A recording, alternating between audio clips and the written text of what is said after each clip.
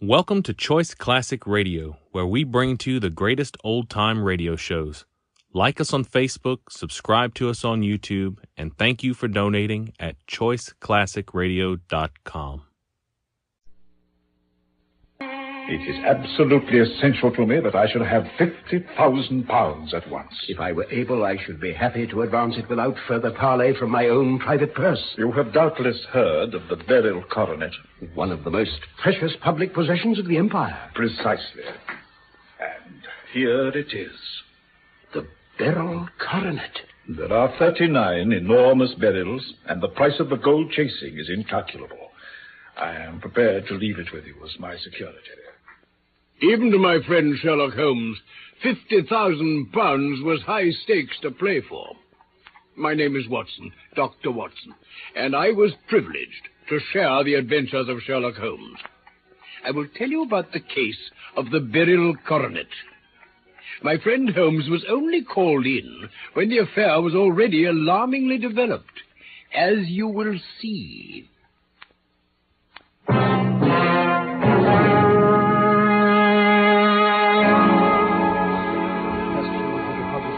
Funds to restore a credit balance to your account. I remain your obedient servant, etc., etc., etc. Now, Miss Parker, is that all? Yes, Mr. Holder. Very well. Please attend to those letters at onks. That'll be all. Thank you, sir. Excuse me, sir. Yes, Roberts, what is it? A gentleman wishes to see you, sir. By appointment?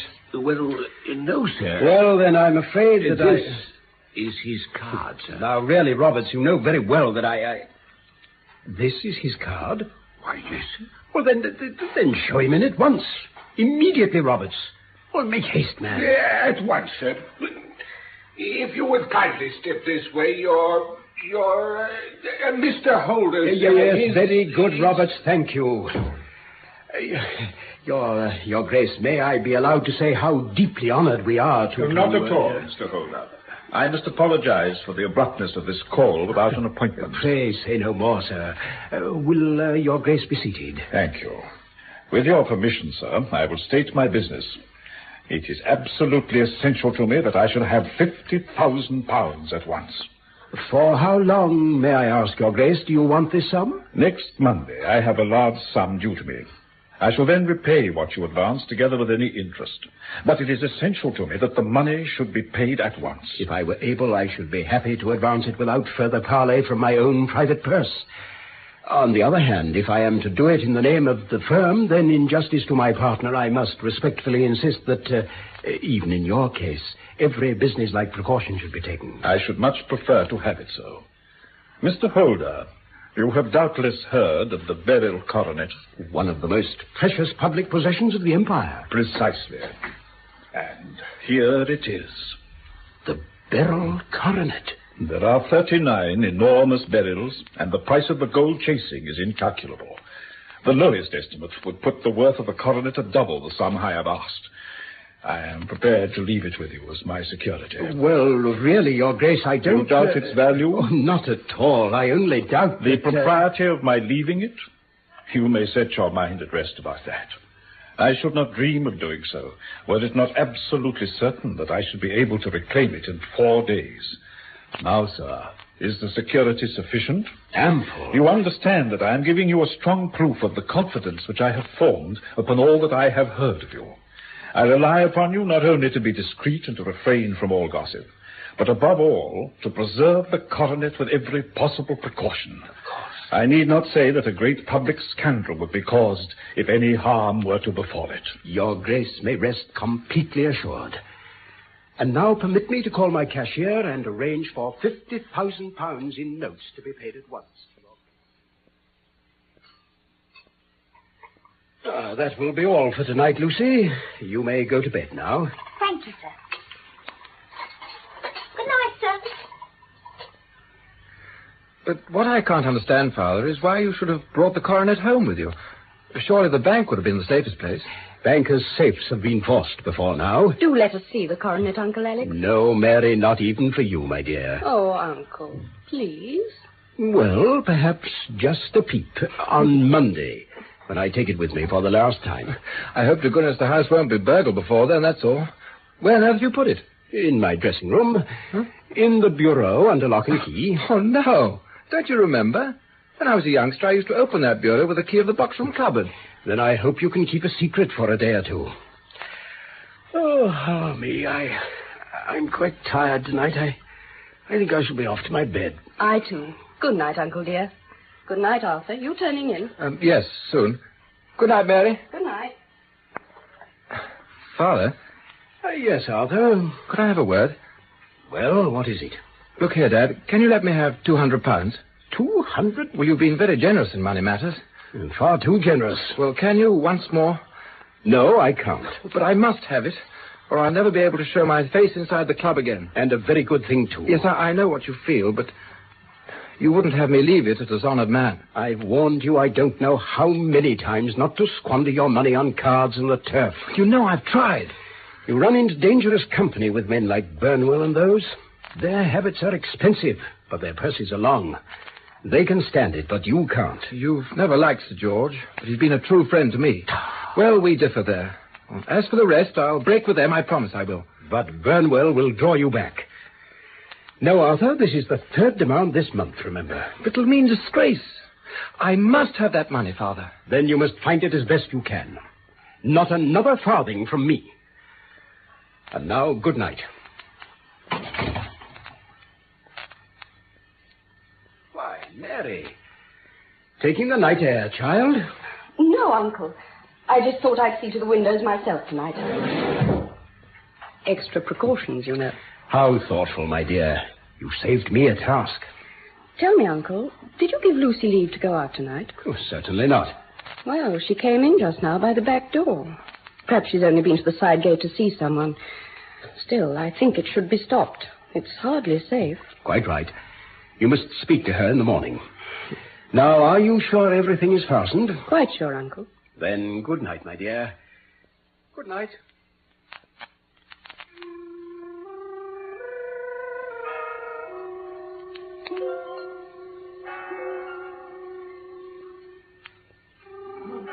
Who's there? Who is it? Who? Arthur, what are you doing with that coronet? Father, So you've come to this. No. Give it me here. Oh, no. It's broken. Listen, Father. Tell me this instant where this missing corner is, and the 3 barrels from it. There can't be any missing. There are, and you know it, because you've stolen them. Stolen? Yes, you thief. Must I call you a liar as well? When I caught you now, you were trying to wrench off another piece. This is the last straw. You've called me names enough. I shall leave your house in the morning and make my own way in the world after this. You shall leave it in the hands of the police. Oh, very well. If you choose to call the police, let them find what they can. You shall learn nothing from me. Oh, Arthur, Well, you may as well face the matter. It's not only my honor, but that of someone far more important than I that is at stake. Yet I suppose it might still be averted. Arthur, tell me at once where those barrels are. Tell me, and well, all shall be forgiven and forgotten. You keep your forgiveness for those who ask for it. You shall learn nothing from me. Nothing. And so I called an inspector and gave him into custody, Mr. Holmes. A search was made at once of his person and his room, and of every portion of the house where he could have concealed the gems. No trace could be found of them. Mr. Holmes, Dr. Watson, what am I to do? Do you receive much company? Well, none, save my partner with his family, and an occasional friend of Arthur's that I could well do without. Sir George Burnwell, for instance. Ah. Do you go out much in society? Arthur does. My niece Mary and I stay at home. We neither of us care about it. That is unusual in a young girl. Oh, she's of a very quiet nature.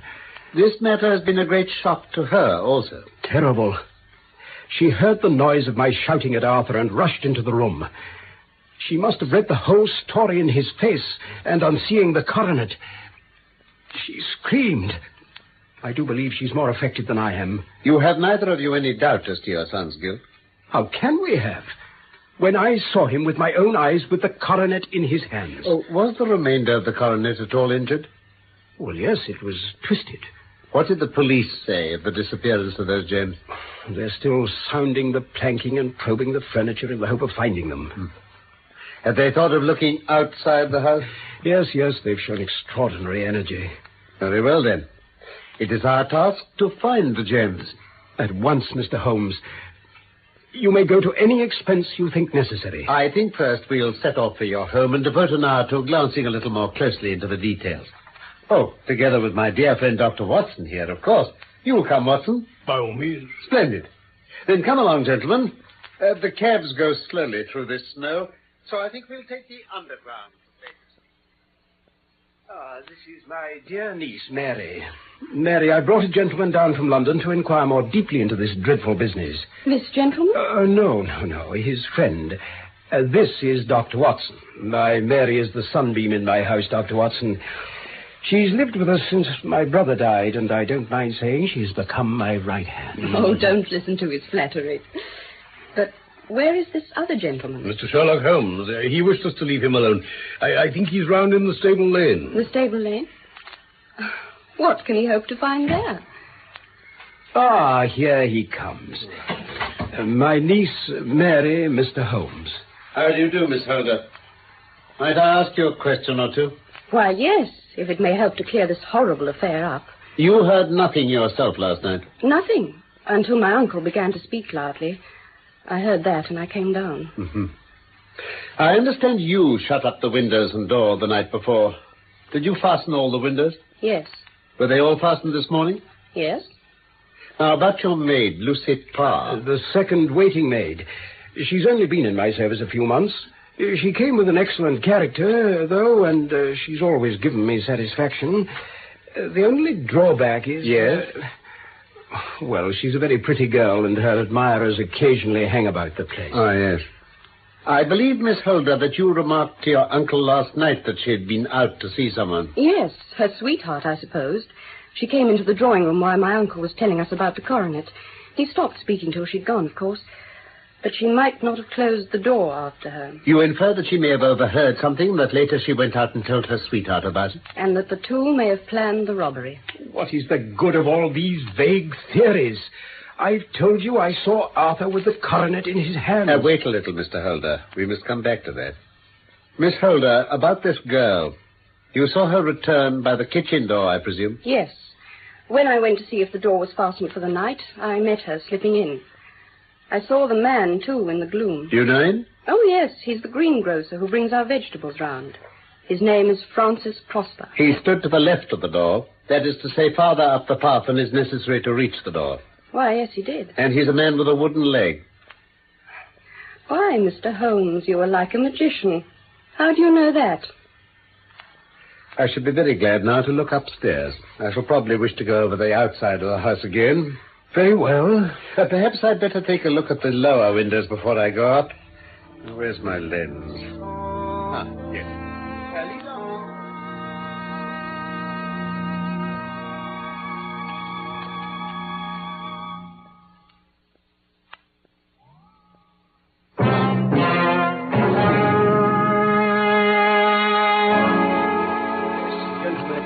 Dressing room, and there is the bureau. Mm-hmm.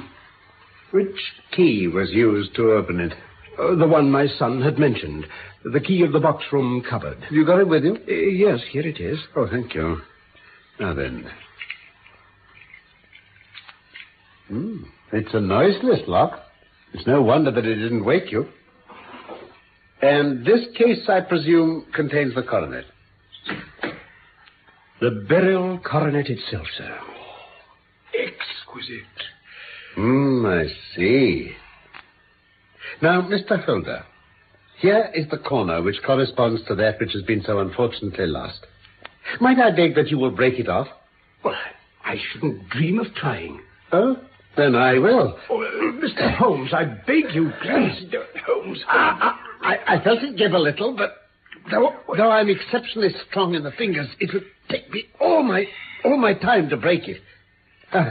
An ordinary man couldn't do it.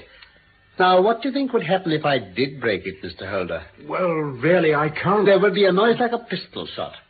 You tell me that all this happened within a few yards of your bed and that you heard nothing of it. I don't know what to think. It's all dark to me. Perhaps it may grow lighter as we go on. What do you think, Miss Holder? I confess, Mr. Holmes, that I still share my uncle's perplexity. I think you told me at my chambers, Mr. Holder, that your son had no shoes or slippers on when you saw him. He had nothing on save only his trousers and shirt. Thank you. I can serve you best now by returning to my rooms. To Baker Street? But the gems, Mr. Holmes, where are they? I cannot tell. Then I shall never see them again, I know. And my son? My opinion is in no way altered. Then for heaven's sake, tell me what was this dark business which was acted in my house last night? If you can call on me at my Baker Street rooms tomorrow morning between 9 and 10, I shall be happy to do what I can to make it clearer. I understand that you give me carte blanche to act for you, provided only that I get back the gems and that you place no limit on the sum I may draw. I would give my fortune to have them back. Very good. I shall look into the matter between this and then. It's just possible that I may have to come over here again this evening. Goodbye. Bless my soul, Holmes. Back and breakfasted. You'll excuse my beginning without you, Watson, but you remember that our client has rather an early appointment here this morning. Yes, well, perhaps while you finish your coffee, you'll favor me with some explanation of your extraordinary activities last evening after we returned from Holder's. How are you getting on, anyway? So. Really, Holmes, I despair. You dress yourself up as a common loafer, refuse to tell me where you're going or to take me with you. You come back a few hours later with an old pair of shoes in your hand, drink a cup of tea, change to your ordinary clothes, and off you go again. And all you say is, don't wait up for me, my dear Watson, I might be late. I do wait for you till after midnight before I give it over. Then down I come next morning, and here you are, with a cup of coffee in one hand and the paper in the other, as fresh and trim as can be. And ready for our client? Oh, why, it's after 9 already. I shouldn't be surprised if this were he. Oh, come in, sir. Oh, good morning. I don't know what I've done to be so severely tried. Do sit down. Thank you. My niece, Mary, has deserted me. Deserted you? Her bed this morning had not been slept in. I had said to her last night, in sorrow, not in anger, that if she had married my boy, as had always been my wish and his, all might have been well with him. Perhaps that was thoughtless of me. A note lay for me upon the hall table. Is that it in your hand? Yes, this is it. Oh, pray read it. My dearest uncle, I feel that I have brought this trouble upon you, and that if I had acted differently, this terrible misfortune might have never occurred. Do not worry about my future, for that is provided for, and above all, do not search for me, for it will be fruitless labor and an ill service to me. What could she mean, Mr. Holmes? Do you think it points to suicide? Nothing of the kind. Let us return to the scene of your son's crime for a moment. You remarked that the coronet which he held in his hands was somewhat injured, twisted. Did it not occur to you to think that he might have been trying to straighten it? You supposed that your son came down from his bed, went at great risk to your dressing room, opened your bureau, took out the coronet, broke off by main force a small portion of it, went off to some other place and concealed 3 gems out of the 39 with such skill that no one could find them, and then returned to the dressing room to expose himself to the greatest danger of being discovered. I ask you now, is such a theory tenable? But what other is there?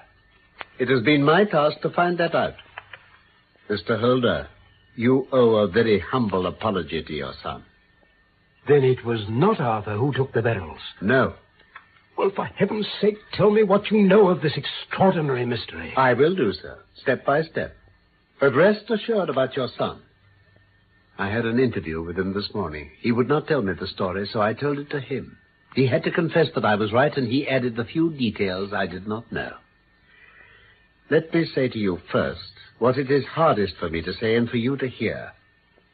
There has been an understanding between your niece Mary and Sir George Burnwell. They have fled together. Mary? Impossible. It is unfortunately more than possible. It is certain.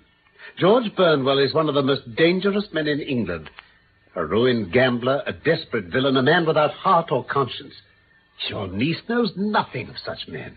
When he breathed his vows to her, as he had to 100 before her, she thought that she alone had touched his heart.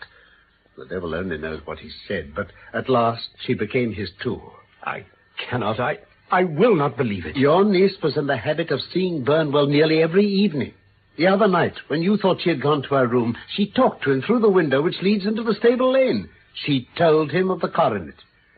She had scarcely time to hear his instructions when she saw you coming. She closed the window and told you about the maid's escapade with her wooden-legged sweetheart, which was all perfectly true. This is all incredible to me. Dr. Watson, what do you say? Pray let Holmes continue, Mr. Holder. Thank you, Watson. Arthur slept badly after his interview with you. In the night he heard sounds, looked out of his door, and was astonished to see his cousin emerge stealthily from your dressing room carrying the coronet. She went straight downstairs and to the window. He was horrified to see her pass the coronet out to someone waiting there, and then hurry back to her room. Is it possible? Only then did he realize what was afoot. He rushed down in his bare feet, opened the window, sprang out into the snow, and ran down the lane. He caught up with the dark figure ahead. It was Burnwell. They struggled. They tugged at the coronet between them. Suddenly something snapped. Your son, finding the coronet in his hands, rushed back to the house. He ascended to your room and had just observed that the coronet had been twisted and was trying to straighten it when you appeared. But he would explain nothing. You roused his anger by calling him names at a moment when he felt he deserved your warmest thanks. Also, he loved Mary more perhaps than you realize. He could not explain the true state of affairs without betraying her. On the spur of the moment, he decided to preserve her secret. And that was why she shrieked when she saw the coronet. What a blind fool I've been. But, Holmes, how could you know these things before my son's confession? When I arrived at your house, I knew that no snow had fallen since the night before, and also that there'd been a strong frost to preserve impressions. In the stable lane, I found a very long and complex story written in the snow in front of me. There was a double line of tracks of a booted man. I saw to my delight that a second double line belonged to a man with naked feet, obviously your son. The first had walked both ways, but the other had run swiftly. His tread was marked in places over the depressions of the boot, so it was obvious that he'd passed after the other. I followed them back and found that they led to the hall window. With all that you had told me, I was beginning to form an opinion as to what had occurred. Remarkable. Yet how could you know who the man was and who it was who had brought him the coronet? Ah. It's an old maxim of mine that when you have excluded the impossible, whatever remains, however improbable, must be the truth. Now I knew that it was not you who had brought the coronet down, so there only remained your niece and the maids. Yes, but if it were the maids, why should your son keep silent afterwards? There was excellent reason, though, for him to keep his cousin's secret, because of the disgrace it could have brought to your name. When I remembered that you had seen her at that window and that she had cried out on seeing the coronet later, my conjecture became a certainty. Then her confederate? A lover, evidently. For who else could outweigh the love and gratitude she must feel to you? I knew that your circle of friends was very limited, but among them was Sir George Burnwell. I knew of his reputation with women, and even though he knew that Arthur had discovered him, he could still feel safe. The lad could not say a word against him without compromising his own family. So what did you do next? I went in the guise of a loafer to Burnwell's house. I managed to pick an acquaintance with his valet, and at the expense of 6 shillings, I made all sure by buying a pair of his master's cast-off shoes. With these, I returned to your house and saw that they exactly fitted the size of the tracks. Yes, I saw an ill-dressed vagabond loitering in the lane yesterday evening. It was I. Then I came home and changed my clothes. It was a delicate part which I had to play then. A prosecution had to be avoided to avert scandal, and I knew that so astute a villain as Burnwell would see that our hands were tied in the matter. I went and saw him. At first he denied everything, but then I gave in every particular, and he became more reasonable. I told him that we would give him a price for the stones he held, £1,000 apiece. Oh, by the way, Mr. Holder, you would not think that an excessive sum? I would pay 10. That would be unnecessary. Oh. 3,000 will cover the matter. Yes, and there's a little matter of £1,000 reward, I believe you mentioned. Better make it £4,000. Have you your checkbook? Watson, a pen, if you please. There, Mr. Holder, is your missing piece of the Beryl Coronet. I'm saved. I'm saved after all. Mr. Holmes, your skill has exceeded all that I have ever heard of it. You saved England from a great public scandal this day. As for myself, I don't know how... Please, say no more. My dear Watson. Watson, if you please, Mr. Holder's waiting for his place.